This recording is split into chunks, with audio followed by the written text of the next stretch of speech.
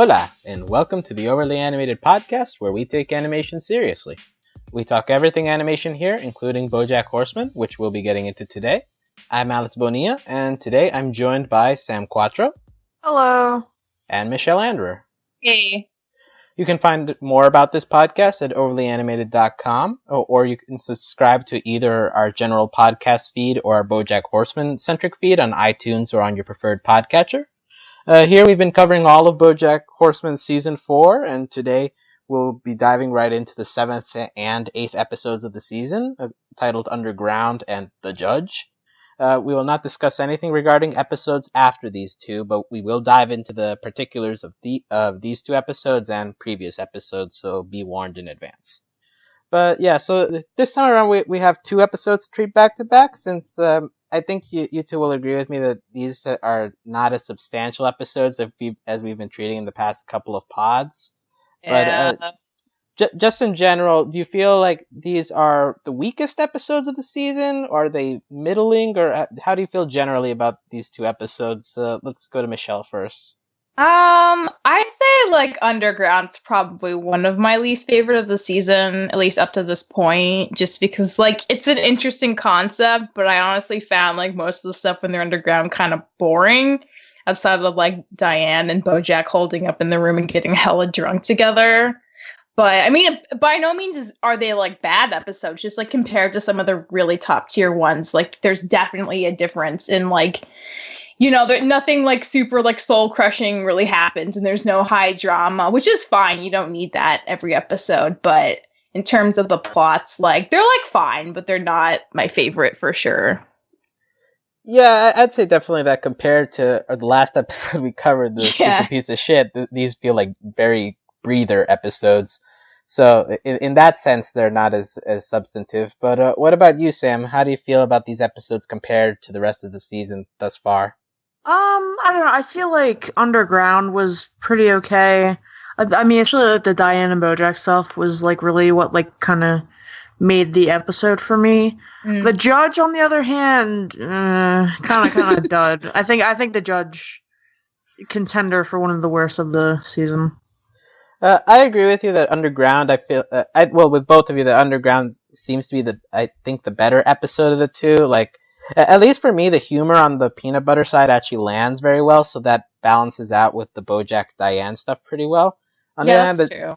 Yeah, but on the other hand, the Judge, like, I feel that there's a lot of parts that that kind of dragged a little bit. The whole Miles subplot I wasn't that interested in. Hollyhock's reactions are interesting, but Miles himself is just a dud character. So, but yeah, I think Underground has a little bit more stuff to talk about, and so I guess we'll start there, and it is the one right after Stupid Piece of Shit, so it makes sense chronologically. Yeah. So, we begin with Bojack finally getting the urges to call Diane, like halfway through the season. And it's interesting here that Diane, we've seen her in the past, like, oh, when is Bojack going to call me and all. But at this point, it seems that she's tired of it. And so when Bojack finally calls, Diane is annoyed and hangs up on him quickly. So that was an interesting contrast based on what we saw with Diane in episode 1, repeatedly calling Bojack. But we see Bojack having to pay to get into the fundraiser, and Diane has to stop herself from getting angry at Bojack. But then we have this big earthquake just coming out of nowhere. Don't frack in your backyard, kids. That's the lesson. Yeah, and it's interesting there. We have like one of the short arguments with Diane and Peanut Butter. Peanut Butter is like, oh, who knows how this could have happened? And Diane's like, she's like, that's the fracking! We know the reason. Yeah, so so Diane storms off after the earthquake happens. I do like a lot of the gags while the earthquake is happening. We have the Pinky Penguin making his grand return to the show. Complaining that his new show Mombi is terrible. We have a mom zombie. Yeah, I feel like there is a show like that though. What's it called? Santa Clara Diet or something? Is she a zombie What? in that one? Yeah, I didn't it's like know it's like anything Drew about that Barrymore's show on Netflix or something. It's a Yeah, I thought Yeah, she was a she's- serial killer. no, Huh. it's some I don't know if it's Santa Clara Diet. It's something like that. It's Drew Barrymore, and she just like turns into a zombie, and then her and her husband have to like kill people in order for her to eat. Okay, so I was I've only seen the combining first the two. episode. That sounds like a zombie. Yeah, so, well, in the age of Netflix, any show is possible, so... So somehow this joke is actually relevant to real life. But well, I also enjoyed one of the semi-celebrities saying, "I'm not famous enough to make the in memoriam segment at the Oscars yet." Who is she?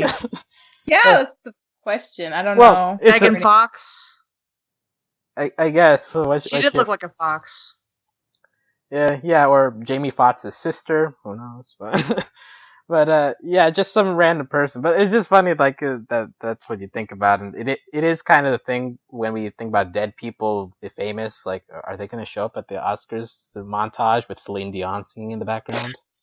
But so we have this entire earthquake thing. Then that from here on, the storyline splits because we have three here. We have Princess Carolyn, who got caught outside at the bathhouse because she was looking for a place to use the bathroom while she was pregnant and all. We have Diane holding herself up with BoJack, and we have Peanut Butter. So, like, I think this is the first episode where of the plot lines there isn't really a clear winner, because I could see an argument for any one of these, but which one of these is most entertaining to you, Sam? I think what happens in the houses. Because I don't know, the whole like aunt thing with Princess Carolyn and Todd is sort of like who cares? I don't know. I just didn't really care. Like, you know, these aunts want to have sex with these aunts, and Princess Carolyn has to use her conniving wit, and RuPaul is there, and it just doesn't matter. When you say it like that. Well, it is the silliest. Somehow in this entire episode full of like burning people and gods and whatnot, like that's the silliest part of the episode, I think. Yeah. But yes. Everybody wants to see Jessica Biel go off the rail. Yeah, everybody. Yeah, I think we could just go straight to her, right? Is she the MVP of this episode? Yes. Yeah, she gets a lot of screen time. She ate Zach Braff. She did. Oh my god. Fire's our new god. Yeah, there was a lot of good stuff with that stuff in the house. Yeah, I think like the house thing was full of gags. The Princess Carolyn side, like, I think the concept is funny, but you're right, Sam, that I guess compared to the rest of the episode, it's not on par. Although I really enjoyed that side too. Just like the same. fact. I guess also part of it has to do with we haven't actually seen Princess Carolyn do successful work a lot in this season, so it's been mostly like her own drama stuff, but not really being like an awesome manager. Yeah, so. And like the few times we've seen her at work this season, like stuff has fallen apart and all, like the whole Courtney Portnoy stuff. So just the fact that like this is where she gets the success. Yeah, she succeeds with the ant ladies. Yeah, she successfully negotiates for them to be part of the Queen's orgies. So that's great news for them. But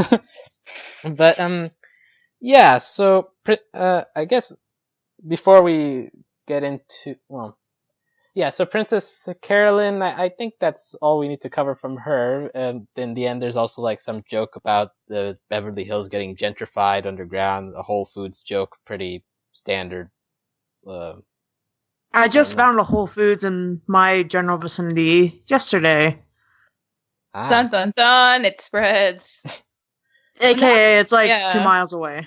Now they're owned by Amazon, right? So it actually should be a lot cheaper. Yeah, this joke might get old like in 2 years. Yeah, we'll see the future of Whole Foods. Yeah, but so yeah, I guess we can go back to the house stuff. We have them getting trapped, and Woodchuck comes out to save them, but then to celebrate, Mr. Peanut Butter leads 3 cheers. It becomes 4 cheers, and the hole gets crushed again. This is so bad. Yeah, I know. Sometimes Mr. Peanut Butter is pretty dumb. Yeah, but so it was a dumb joke, but Yeah. but then we have Woodchuck taking charge.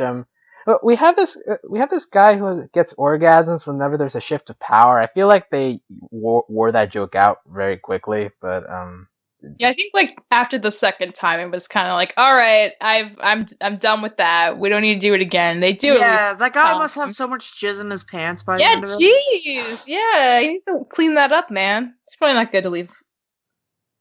yeah, let's not think about the specifics of that.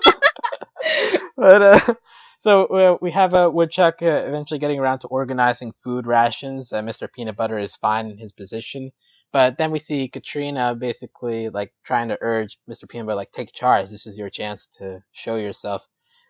Here, like I feel it's a little interesting. Well, we'll talk about the next episode, but like here, it feels like the first time Katrina's actually being like sort of supportive to Mr. Peanut Butter, so it felt a little off.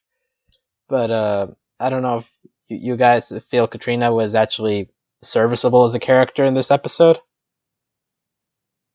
Eh. She was fine. I don't honestly have super strong feelings, I don't think. What about you, Sam?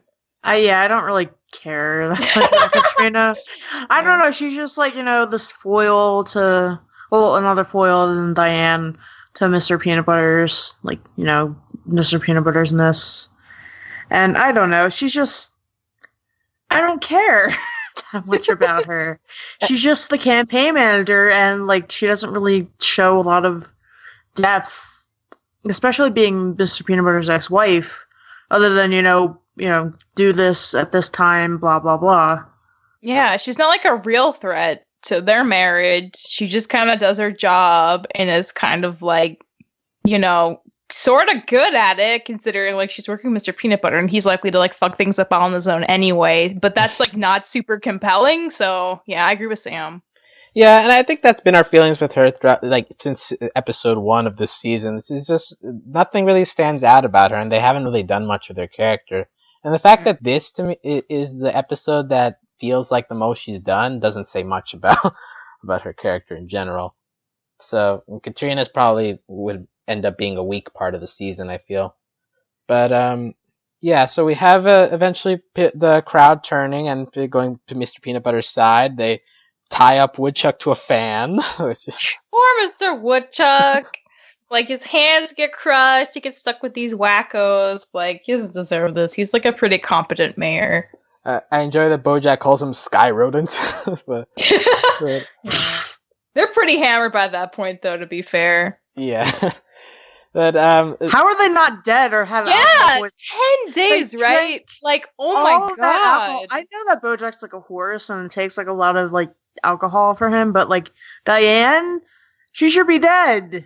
Yeah. Yeah, there are a couple of human celebrities here that should be dead. Like the animals, you can sort of justify it, right? Because they have like better stomachs than we do, but yeah, and it seems that they didn't have water for all that time until BoJack broke the pipe, so that's even worse. Oh yeah.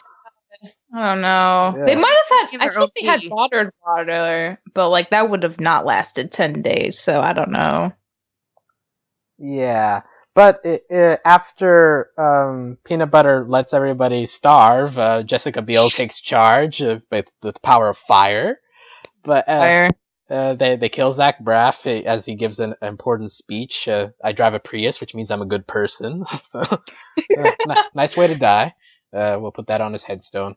But yeah, then quickly the BoJack hits the water pipe. They bow to water. The flood for like 2 seconds until the house gets flooded. So and that's pretty much the end of that. In the end, there's really no conclusion to Mr. Peanut Butter Woodchuck power battle. It would have no effect on the campaign. But it's just a lot of jokes and gags. So as an entertainment purpose, it works well. But the more, I guess, slightly substantial moments come in the Diane Bojack interaction. They go off to the side. Bojack gets drunk with Diane. Diane goes into a little bit of a dialogue, realizing that she isn't happy. She starts to say, "I'm the problem. Why can't I be happy? I'm a pit that good things fall into." Oh, and then she starts crying. Yeah. I know. Oh. BoJack's like actually trying to be pretty good as a friend in that moment. And he gives advice that Hollyhock told him that her dad's said to her. Oh yeah, you're right. Right, because she talks about it's okay to cry. Yeah. Yeah, and it's interesting as I guess a comparison, right? Because these are the same exact feelings that BoJack was expressing, just in more words in his inner monologue in the last episode. He's the problem, and that he just makes other people fall into him, so to speak.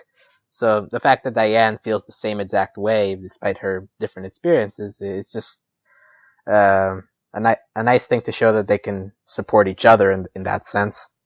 And eventually Diane cuddles up. I don't know if cuddles up is the right word, but no, yeah, I think seeks physical comfort in friend. Yeah, it's nice. I like it. Yeah, they make that awful tent out of cans stacked up, which is amazing drunk person logic. I love it.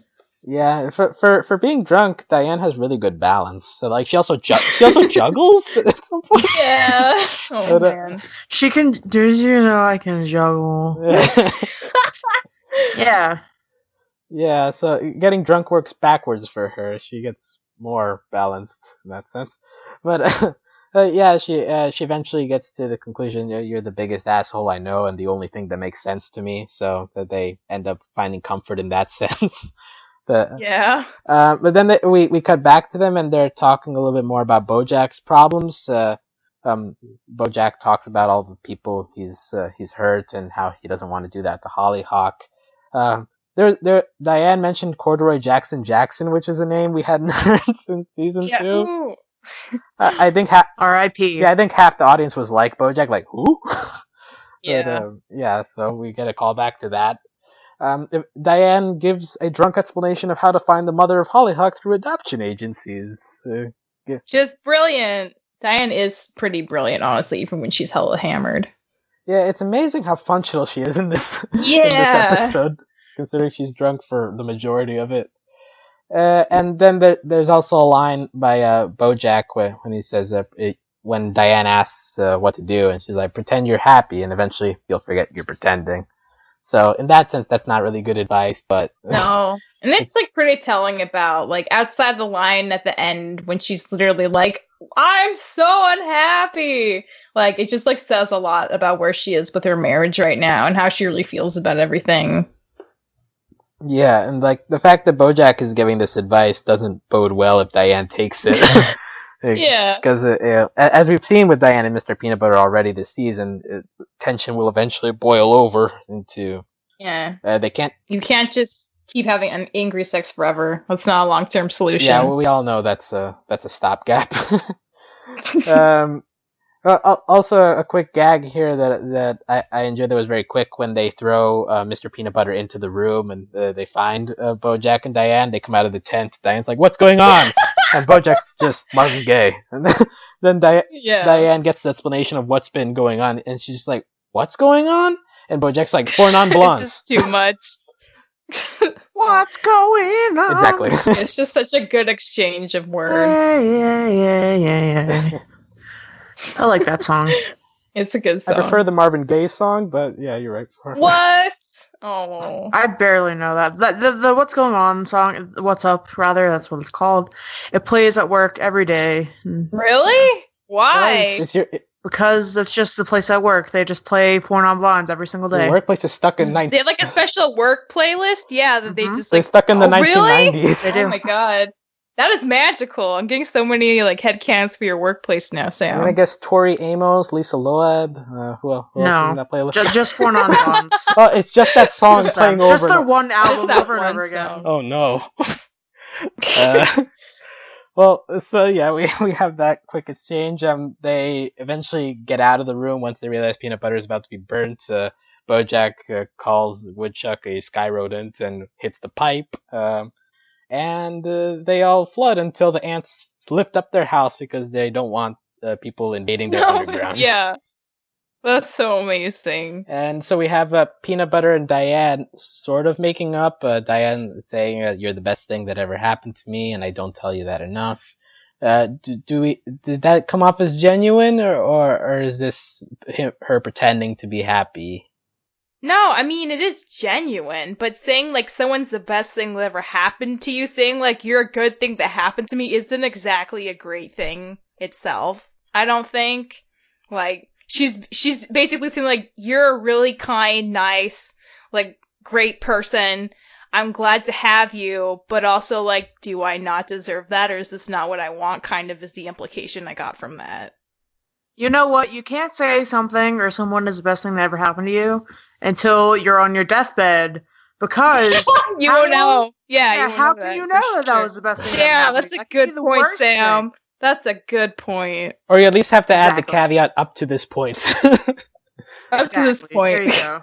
Be more specific, Diane. Even worse. You're the best thing that's ever happened to me. Well, up to this point anyway. Like, well, that's romantic.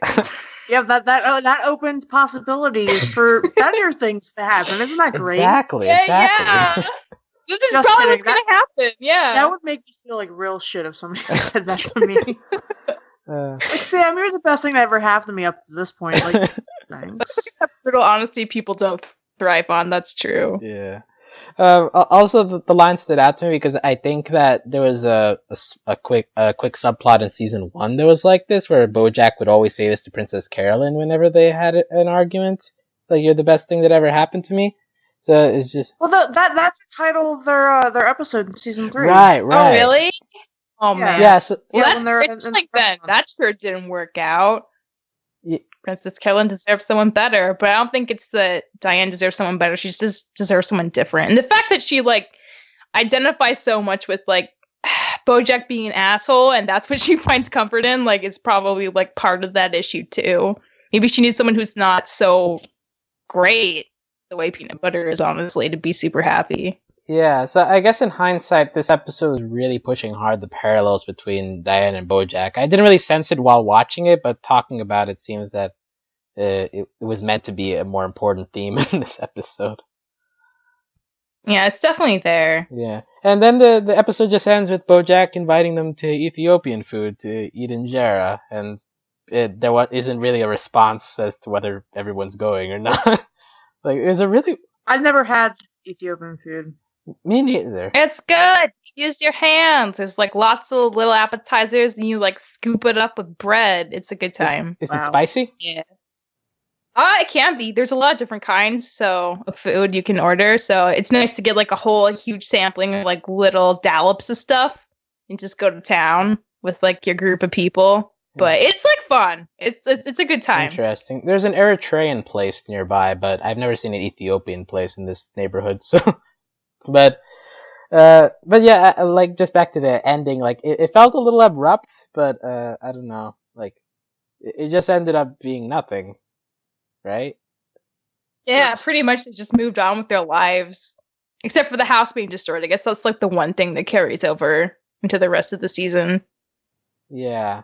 So, all in all, I think this episode was entertaining. Diane BoJack stuff has some nuggets that we were able to dig into, but not exactly the best episode of the season. But yeah, with that, we can move on to the eighth episode, which was the Judge. This one surrounds BoJack not really understanding what FHBA was, the show that he signed on to the 2 episodes ago. It turns out to be Felicity Huffman's Booty Academy. It's so amazing. Did you enjoy this, Michelle? Well, I just love that they keep pushing, like, this is an empowering thing for young ladies. Like, it's like they actually believe that. It's just so funny to me. You, Sam, how did you feel about this focus on booties? I'm not much of an ass man. I don't know. I don't really like objectifying bodies like that. Like, anyway. Yeah, butts. Everybody has them, unless you don't. These are true words. These are very true Everybody words. has a booty. But yeah, I feel like this could have worked as a background gag or like a one mention thing, but the fact that it surrounded the entire episode, it didn't really work. I do like Sir Mix-a-Lot being involved in this, and the fact that he seems to think it's more because he cannot lie rather than the rest of his song. Yeah. But I enjoyed that little tidbit. But yeah, more so this episode is focusing on Hollyhock having a relationship with the PA or intern Miles. No, he's a PA. That's very important because when BoJack tries to screw it up, he screws it up for the intern, but not for him. Wait, but he's the intern. He's the PA. No, he's the intern. He's the intern. Wait, I thought he was the PA. You got it backwards. No. Yes. Okay. Well, the distinction's still important. Yes. For the opposite reason. I believe he is an intern trying to become a PA.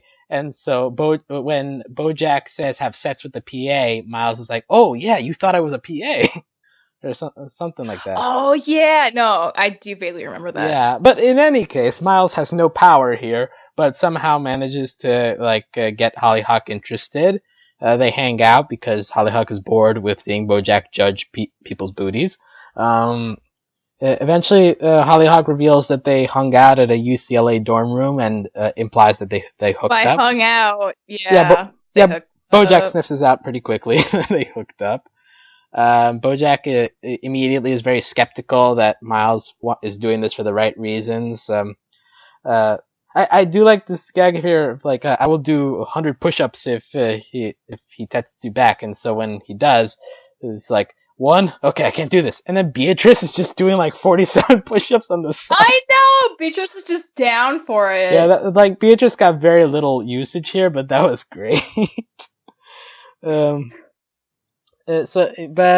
yeah, later, BoJack has a problem expressing himself when, saying why, if Miles is around all these hot women, why would he be interested in you, sort of thing. Ooh. That was such a bad. Oh, that was so bad. Yeah. Ugh, that's terrible. Don't say that to somebody. I mean, and that's not why BoJack's actually skeptical. It's just because BoJack doesn't think people have good intentions ever, because that hasn't been his experience. But he really. That's such an awful. And their whole exchange, where she's like, "What? Why do you think you wouldn't like me? You think I'm a blob?" He's like, "Hey, you're the one who called yourself a blob." It's just so awful. Yeah, he just keeps digging himself in the hole. Yeah. And that exchange ends with BoJack trying to get her back. Stop wait, her. Wait, I get it. It's my weight. I get it. It's my weight. It's so sad.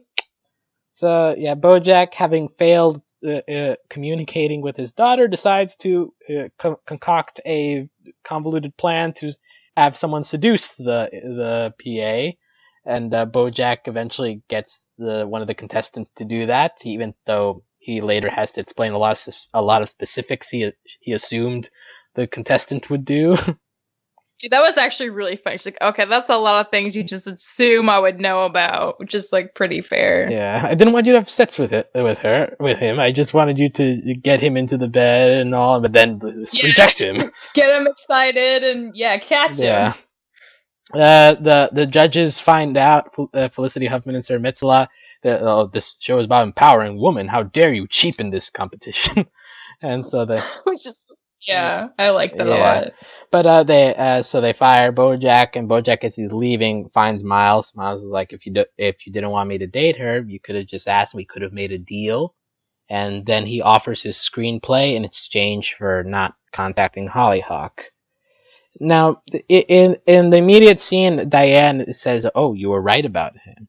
But do we think that this was his intention, or I feel like the show left it not exactly clear one way or the other. Yeah. I mean, I don't think it was his intention. I think he did honestly like Hollyhock and thought she was cool. It was just when he saw an opening, he also was willing to throw that relationship under the bus to get something he wanted, which kind of sucks too. But I don't think it makes him as awful a person. It's just kind of a shitty Hollywood kind of mentality, I assume. He's an intern, he wants to be more kind of thing. Yeah, and you, Sam, how do you feel about the ending of this relationship? You know, this guy, what's his face, Miles, he seems like a freshman in college or something, since he still lives in the dorms, and it's just calm down, bro. Nobody cares about like your shit Your right script. now. Yeah. Nobody Like cares. age up a couple years and then get back to me. Like when you're starving and like living in a shitty house with like 50 people. Anyway, yeah, Miles, thumbs down. Yeah. Hollyhock deserves better. Yeah, she definitely deserves better than Miles. Definitely. Also, no chance BoJack does anything with that screenplay, right? No. I imagine he would have thrown it out like a mile away from the from the place he was leaving. But yeah, so then he has to go back. Actually, while he's talking with Diane, BoJack is like, well, if she believes someone will love her for who she is, why take that away from her? So it seems that he's come to the conclusion of not wanting to tell her directly, and so Which is so stupid, because now she's gonna think the worst thing, that it's her fault. And it's BoJack. Like, that's what he should have assumed from the beginning, and he arose to that conclusion too late for it to matter now. yeah, there is definitely a negative to to not telling her this. So he comes back home and he finds Hollyhock at night just scrolling through channels and having sorted coins out in alphabetical order. Seems a little OCD type thing, but Yeah. Me too. I've I've done been wondering. like if I'm like really anxious about like something or like somebody's response, I've like done like a bunch of shit like that. I've like washed all the dishes after like my roommate's Valentine's Day dinner with her boyfriend. And like I organize stuff. Like it's like an anxiety like thing because you don't want to think about your phone. You want to just focus on something else. And be surprised if they respond, and then be disappointed if they don't. Okay. Yeah, that seems really relatable. This thing she did then. Yeah, like I hadn't really thought of it like that, but yeah, I guess just like in a general anxiety thing, you want to find things to do. So I guess that's one way of coping with it, right? But yeah, and so then she talks. BoJack kind of goes around the situation, and Hollyhock lets out the line, "Do you ever get the feeling that to know you more is to love you less?" And yes. Now, interesting is that BoJack has dealt with this before, right? Because I think in the episode when Anna Spanakopita is introduced, they mentioned that to him, right? That the more people know BoJack, the less they want, they're interested in him. Yeah. And like BoJack has always been that way too, like pushing people who are close to him away because eventually stuff like that happens. So once again, we're getting hammered home the parallels between what Hollyhock could become and what BoJack already is. So, it's an interesting way to end the episode just on that note. BoJack tries to get her to feel better, like, oh, let's go to Cold Stone or pizza or something, and she's just like, nah. And she just stays there flicking through channels. Yeah, that made me feel really sad because it was really sad. Because he sort of didn't let the guy obviously didn't on purpose pick on her because of her weight, but he definitely mentioned it a little bit earlier, and it's like she doesn't want to eat now, and she's like, Yeah, and he didn't tell her that he had this exchange with Miles, and so she's probably gonna think the reason he doesn't like her is because of her weight, which is so shitty. And if BoJack was just really honest with her, even if he looked really bad, she wouldn't have that complex she has right now, which really sucks.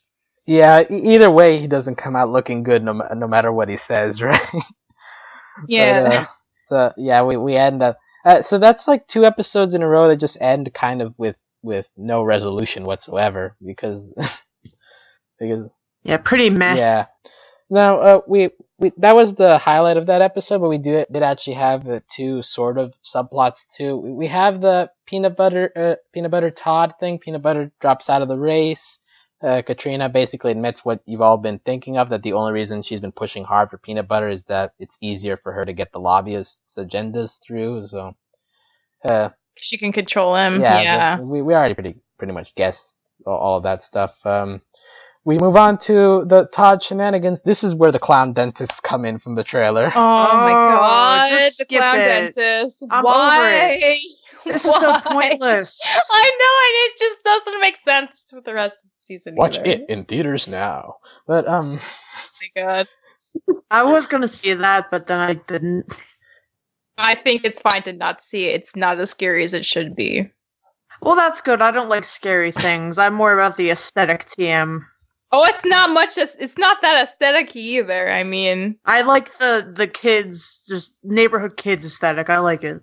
oh, well, it's okay. It's trying hard to be like Goonies and also Stranger Things, but they don't give enough time to develop their relationships as much as they want to scare them individually. But that's a talk for another day. I have a lot of feelings about that. I do love that Finn Wolfhard. I love that kid. Yeah, he's pretty good. This has been Movie Review Corner with Overly Animated. Now back to BoJack Horseman. We do have an interesting discussion on the value of clowns, because at some point Todd is like, if adults find clowns creepy, then kids have to like clowns, because then who else would clowns be for? And Peanut Butter is still like, it's like people in the fucking 1800s who didn't have TVs. Yeah, and it is weird, right? Like, do people still use clowns? In the circus, No. they do. They do in the circus. Does It's the the only circus place still they have any. exist? Yeah, the circus exists. It sucks. It does, but it does. I don't like the circus. Clowns were used for entertainment when, entertainment and comedy were not as advanced as they are now. Clowns are obsolete and archaic, and they don't have any points. Hashtag clowns aren't advanced. It's a good argument for anti-clown that I've ever heard. Yeah, It's true! I agree Yeah, that society should agreed. have moved on past clowns by now. But no, we're too fixated on the creepiness of it all now. And, I'm over it. When will it be the future and I don't have to fucking deal with this anymore? Future without clowns is a pretty exciting idea. But, so we have this terrible idea, and eventually Peanut Butter hires both clowns and dentists to train each other. How could that possibly go wrong? And we don't get much on that front, except right at the end where they're training and they turn on the TV and find out that Jessica Biel has entered the race in replacing Mr. Peanut Butter. We have... Yeah, but she's a cannibal. Yeah. That's But gonna, fuck up her... Skeletons in the closet. her She can just run. pay the people Yeah, off, and hopefully it goes away. Also, she was on Seventh Heaven. Nobody wants that. Is that like a sin against her? Yes. On the other Okay. hand, Nobody likes that shit. that's the thing she's probably most famous for, so that might be the one thing she wants to highlight. Oh, yeah, but there's that one guy, and he, did the thing, and it's like... Yeah, okay. The dad, he's, a guy who, did things with children and not good. Right, so... Anyway, back to the episode. Back to the episode, so many tangents. Well, there's an odd line here by Peanut Butter when he's convincing Woodchuck to hire him on. I know them inside and out, not only in a sexual way, although I do also know them inside and out in a sexual way. So, once again, we're hammering home Mr. Peanut Butter is a sexual being. I have not forgiven you for that photo on the Patreon feed, Alex. Wait, what about it?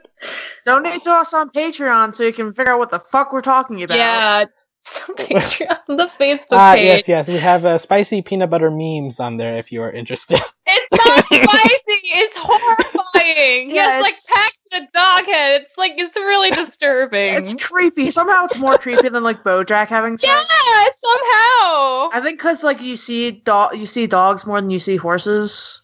Maybe. Yeah. I don't know. Yeah. Or horses, we see horses sort of be muscular in real life and stuff.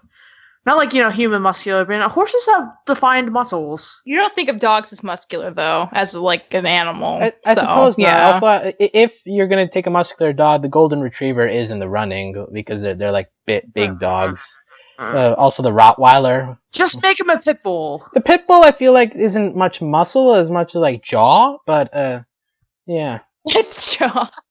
Well, there are some stacked pit bulls. The stacked pit bulls. The second hashtag. There probably are. We can rank dog breeds later in terms of This attractiveness. is how uninteresting this episode is. Keep getting sidetracked much. Yeah, you're telling me that Felicity Huffman's Booty Academy or whatever the fuck it's called is not interesting? Well, it's fine. Well, let's move on to the actual. I think the actual interesting part is the Carolyn Ralph plotline, because at least this tries to treat a serious theme. Because we have them going to this festivities thing. Ralph seems to be very hesitant to tell the parents that she's pregnant. We have a cameo from Stefani in the back of the car, noticing nothing. Princess Carolyn pokes her eye, which is a little disgusting, but just because I'm sensitive to eye stuff. That's why I don't wear contacts. I'm a glasses wearer myself, so I understand you. Yeah, same. We meet her parents. We meet his parents rather. We have Ralph's dad, voiced by Martin Short.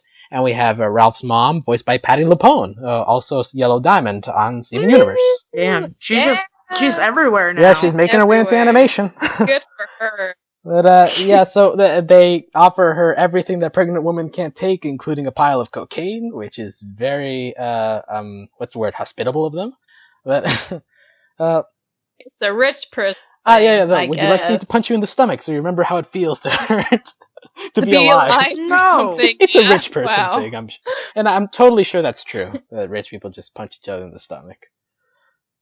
What else can they do? They have all the money in the world. They need to feel something. Yeah, they gotta feel something. They can't feel the stinging pain of poverty. These people obviously don't know about gambling. That's the best way to feel pain.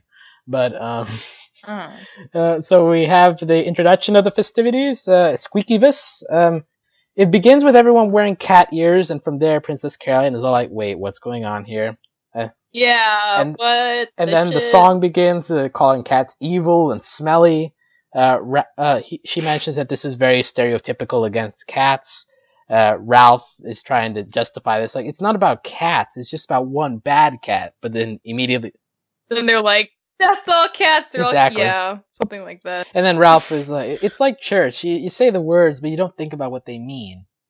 So, like, just this entire sequence, like, it feels like they're going for racism or just stereotyping. Like, at least to me, I think it works a little better than previous social issues we've discussed in this season. But what about you guys? How did you feel about what they were aiming for here? I feel like it's multiple things. Like, it's like kind of a commentary on like habitual things you like don't really like take into question, and also like bigotry, and also I feel like it's like that's like why it's kind of hard to pin down exactly what it's tackling, because it feels like a hybrid of things to comment on. Right, because like it's wrapped in this religion, in like some kind of religious festivity, but it doesn't. But like it doesn't seem to be going in that direction. It seems. Yeah, and it's also like literally about a different species. So like I don't know. Yeah, and like I don't know if we've like made the connection between animal species and races in this show thus far, but like I'm not entirely sure what it's going for here, but it's definitely some kind of stereotyping discussion for sure, and yeah. It sort of reminded me a little bit of what was it? Something that the Netherlands countries do, like Sweden. They have this guy. I don't remember his exact name, but his English name is like Black Pete, and he's like Santa's helper. I think they actually sort of made a reference to it a little bit. I don't remember, but it reminded me most of that. This like really problematic part of like a worldwide holiday that has like kept on because quote unquote tradition or whatever. Yeah. Well, it's just like a guy in blackface. Like, it's fucked up. Oh, that's what Black Pete is. Oh yeah, that sounds pretty not okay. Yeah, like I guess that's also another way you could take this. Just how like people keep traditions even though they just don't fit in our society today. Like if somebody outside of that tradition looks at it like with cleaner eyes. Like me. Yeah. So. It's like partially that, but also the fact that doesn't like the mom or dad then said like, oh, like, well, this guest you brought home was like lovely, but next time like choose someone else, like implying that like because she's a cat, like it shouldn't last or something. Yeah, like they use their words very specifically, right? Like someone who appreciates our festivities, or so like right. So like they're doing their best to hide it, but you can tell based on how they speak about her. But yeah, eventually it ends with Ralph like talking with Princess Carolyn, being like, well, they're my family. I can't really talk to them about these kind of things. But Princess Carolyn's like, well, we're going to be a family, right? And so Ralph eventually gets the courage once Princess Carolyn is in the car and admits to having a baby with Princess Carolyn. and ends that plotline ends with Yeah. Princess Carolyn giving a little smile in the car. So, Because he does kind of tell his family off too, which is like an important thing, given that like this would be like a pretty like high tension in their relationship if he felt like he was like hiding things from the family, not being honest about it. right. And honestly, like just in terms of character, I think this is like the first time we've ever seen Ralph actually show some kind of backbone, like making any like hard decision, which is nice. Yeah, that's which is probably nice true. because he's been like a Yeah. bland character so far. But at least here I have a little reason to root for him and Princess Carolyn together, so that's nice. Yeah. I really like Princess Carolyn. I just like want nothing bad to happen to her anymore. You know, It's a hard life. I had a cat and his name was Maxie. And Maxie used to kill all sorts of animals. But the ones he killed the least were mice. Oh, really? He killed them the least. Aw. I say it like that because he just He still left kills them. them a little bit. He left them on our walkway up to our house, and like, you know, their backs up and their like feet in the air, and he didn't like gore them or anything. They were just like, ugh. He like scared them to death. Oh, yeah. As opposed to like rabbits and shit, like he would just eat. Oh, he's a real hunter. What kind of kitty was he? He was a American Shorthair. Oh, I have a cat. Anyway, that's a metaphor for what I think is going to happen with Princess Carolyn and Ralph. Well, That's we have seen Jessica Biel eat Zach Braff, so anything is possible. Yeah, anything's possible. It's a metaphor. They're not going to actually eat each other. It's like she's going to, like, you know, fucking just, like, you know, not be good to him. The least painful way. Yeah, I guess this episode is kind of distracting us from the main theme of this season, which was like Princess Carolyn like balancing work with her upcoming family, like in the last episode with Rutabaga Ribidowitz. So like in that sense, we do need to keep that in mind. Like this episode didn't treat it at all as kind of its own separate thing, but that is true. We still need to look and see how that ends up working out once work gets involved. But yeah, outside of work, Princess Carolyn seems chill, so that's nice. Yeah, so I think there we've covered pretty much all of the episode and the previous one. So to wrap up here, I guess final thoughts. These episodes, like if we wanted to rank them in the mid, compared to the rest of the season, where exactly would we place them? Let's go to Michelle first. Where do you want to rank these two episodes?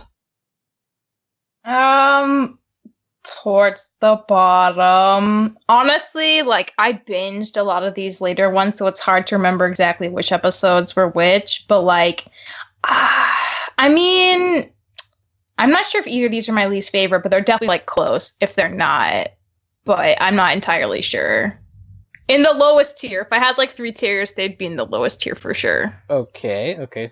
So more general than I expected, but yeah, I think lower tier is where we're all gonna head. Sam, do you have a specific ranking compared to the rest of the episodes before this?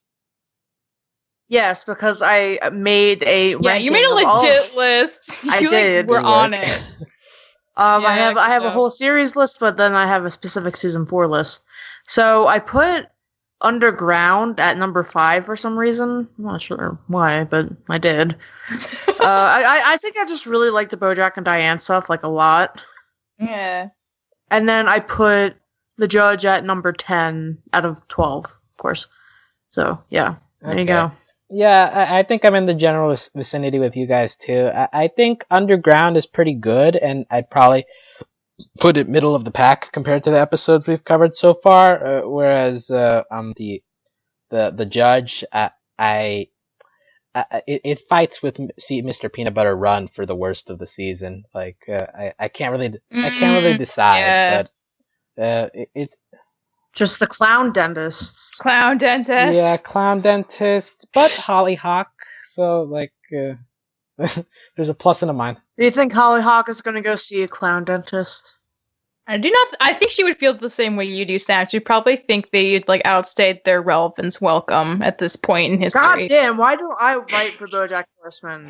Yeah, you roasted those clowns so good. No, I would be very good at writing witty stuff about clowns and whatever other shit. Yeah, if the trailer is to be believed, we are going to expect more clowns in the rest of the season, which is unfortunate. But God, I hate dentists. I like cried at the dentist when I was a kid, like a lot. See, the dentist was never a problem for me, but clowns have always been a problem for me. I fucking They were hated both a problem dentists. for me. Yeah, I've become immune to dentists just, from having like so many like braces and like. I still hate the dentist. Yeah. Last dentist I saw was an asshole. He yelled at me because I have an open bite. Like, I can't control that. Open bite? What the heck is that? It's like when I try to close my teeth, on the right side, it doesn't close all the way. Oh, that sounds like a very minor problem. Yeah, and he was like, "Why aren't you shutting your mouth all the way?" I was like, "You're like, I am, yo. I am. Rude. Don't go down any further." Well, you can hear more about that on our upcoming spin-off Teeth, overly animated Teeth. That sounds very frightening, yeah. There's a very interesting movie called Teeth. We don't want that name. I really do enjoy the lady dentist who's like very monotone and serious, just like trying to be a clown. Because if she was a clown, like, who knows? Who knows? Yeah. Yeah, we'll have to see if she can be reformed into a humorous person. But yeah, so we'll be talking about the rest of the episode, whether there are clowns or not. You can find out all the info on this podcast at overlyanimated.com. You can support us via Patreon at patreon.com/overlyanimated.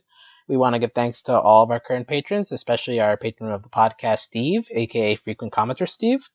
And we want to give a thanks as always to our Patreon executive producers, John, Ryan, Steve, Andy, and yours truly. We will continue to do BoJack Horseman Season 4 coverage, as well as coverage of Rick and Morty's third season and coverage of other animated properties in the near future. Before we leave, any final thoughts? No. Okay. Retire the clowns, everyone. Yeah, I think if we've settled on anything in this podcast, we are very anti-clown. No more. Anti-clown. Okay. So on that note, we will bid you adieu. Thanks for listening, guys, and we'll see you next time. Adios. Bye. Bye.